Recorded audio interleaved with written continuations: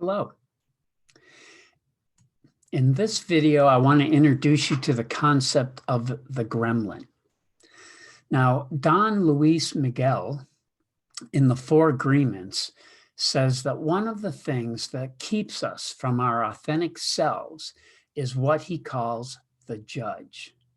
That is the part of us that judges and criticizes others. But what's worse is when the judge turns on us, when we become critical and judgmental of ourselves. He calls this the victim. Now, I've included an audio excerpt from his book in this module in the recommended reading section if you kind of want to hear more about that. But another word for the judge is what's called the gremlin. Now, this comes from Richard Carson, author of Taming the Gremlin, or Taming Your Gremlin. You can see that. Yeah, there you go. Now, this is what Richard has to say about the gremlin. He says, your gremlin is the narrator in your head. He has influenced you since you came into this world and accompanies you throughout your entire existence. She is with you when you wake up in the morning and when you go to sleep at night. He tells you who and how you are, and he defines and interprets your every experience. She wants you to accept her interpretations as reality, and her goal from moment to moment, day to day, is to squelch the real, vibrant you within. Now, of course, your gremlin will be the first to tell you that his purpose is simply to protect you, and that you should be grateful for his experience and his existence. After all, she doesn't want you to get hurt, be humiliated, look stupid, or make a fool of yourself. So his tactic is to break your confidence so that others won't, by making you fearful, by making you the victim. Here are some common gremlin beliefs about you. And see which ones apply. You're incompetent. You're weak. You can't open up to others. You're afraid of intimacy. You're stupid. You will never succeed. Everyone is out to get you. You're going to die alone. You're ugly. You have no friends. And when we begin to believe these messages, the pronoun you becomes I. I am incompetent. I am weak. I am ugly, etc. And when that happens, we become the victim, as Don Miguel Ruiz talked about. And once we become the victim, we enable the gremlin because we believe him or her, and those thoughts become a part of us in how we think about ourselves. We do this by allowing our past to dictate our future, by beating ourselves up every time we make a mistake, by avoiding any opportunities to grow and develop as a person, by never sharing our true feelings because we would be vulnerable, by obediently believing the gremlin, whatever he or she says, by criticizing others, which is projecting our gremlin onto other people, by yielding to our gremlin during difficult decisions. In other words, believing the fear enough that we make decisions from a fearful place. And of course, avoiding workshops like this. I should mention that this is also where our functional self comes from. But according to Richard Carson, there is hope. Our gremlins may never completely go away, but we can decide how much influence they have over us. Here's how. Number one, you first have to identify your gremlins. And the way to do that is by examining your negative self-talk. It could come from one big gremlin, like all the negative self-talk comes from one maybe focus area, or it might be 2 or 3 separate gremlins. So that's the first part, is separating out the self-talk, the negative self-talk, and seeing if it's one big area or if it's separate areas. Number 2, the next step is to separate out our gremlin from us. See him or her as a separate entity. This is really a critical piece. And he says to do this, create an image of the gremlin, like if you have more than one gremlin, a different image for each, and give them a name. The purpose of this is by separating out these negative self-talks into a gremlin that's a separate identity of us, we can manage that entity versus it becoming just a part of who we are and how we think. So we don't personalize it, and it becomes a different energy that we can dance with or work with. So that's a critical piece of this. So really have fun with that part and think about what would be a name and an image that you could give that gremlin. Number 3 is be mindful and call out the gremlin whenever he or she appears by name. Make sure every action and decision that you make, or that we make, comes from our intentions, which comes from our purpose, and not from our autopilot or subconscious mind, because that's where the gremlin lives, in the autopilot or subconscious mind.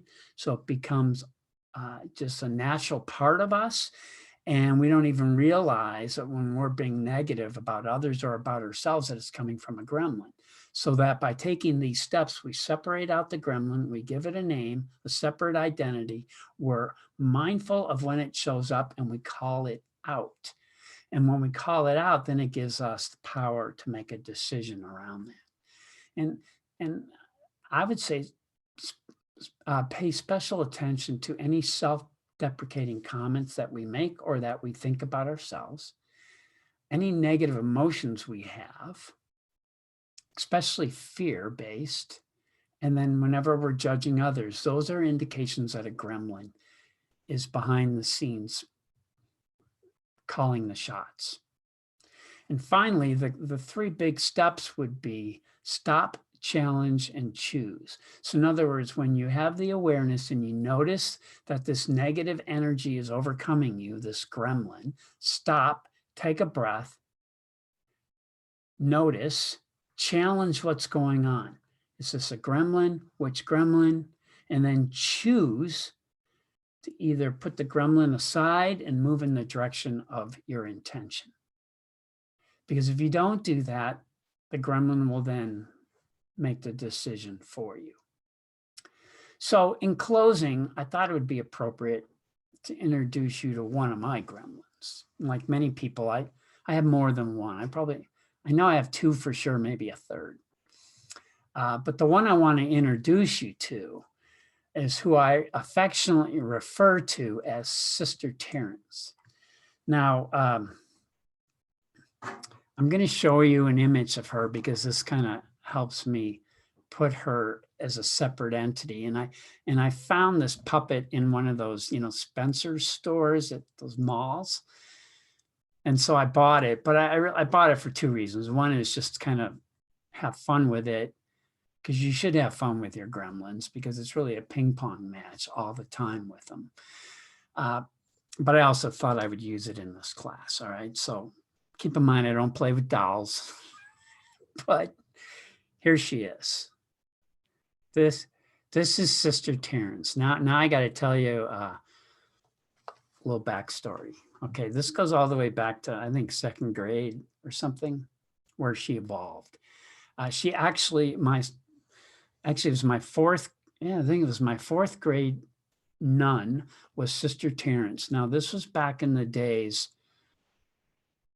when nuns were violent. And I'm serious. I went to a Catholic school and they would hit and they would scold and they would embarrass you in front of others. And that was back command and control style teaching back then. It changed while I was there through those 8 years of grade school, but nevertheless, that's the kind of scenario it was. And I remember this one day in particular, I was sitting in the front row, which I'm not a front row kind of guy, but somehow I was put in the front row. And a couple boys in the back were goofing off, and she just lost it, Sister Terence. And she grabbed the one that she saw make a funny comment, which was Johnny Walker, who later became famous. But we won't get into that. He had bright red hair. And this is what I remember. This is how significant of an impact this experience had on me. She grabbed him by the hair and dragged him from the back of the room to the front of the room. And I remember these exact words. As she let go of his hair, she looked at her hand and she said, "I hate red hair." And I was just freaked out about everything. And in that moment, these powerful messages hit me. Now, keep in mind, I was already a shy and quiet student. Add that experience onto it, and the messages was, don't ever goof off. Don't ever draw attention to yourself. Don't ever volunteer. Don't ever be noticed, because I never want that to happen to me. And then you add bad grades, which I was never a good student for quite a while. And the message is shifted to, I'm not a good student, I'm stupid, and I can't succeed. And I actually believed all of that. And that's where Sister Terence Gremlin evolved. The real Sister Terence, of course, was never bad like that. But it was that moment compiled with all those other data points. And I created this image, a destructive image. And it really never went away or even got challenged until the defining moment that I shared with you in week 1 in college, between my sophomore and junior year. That's actually where the transition or transformation occurred. And I finally released Sister Terence from my life. But because our gremlins never go away, she's never completely gone away. I mean, I still occasionally feel anxiety when I have to give a talk or mediate a conflict or do something that involves demonstrating competency, because that's really what she's about, is competency or incompetency. The difference is today is that now I don't own that. It's not a part of me. I know it's Sister Terence paying a visit, and I've learned how to shoo her away so that she no longer has control. So that, in a nutshell, is what gremlins are. I like the book because it kind of makes fun of it, but it also makes the point of we are not our gremlins, and that we always have control. So you can choose to believe the messages or not. So now that I've given you enough information to be dangerous, you're ready to look at discussion 3C. So there you go.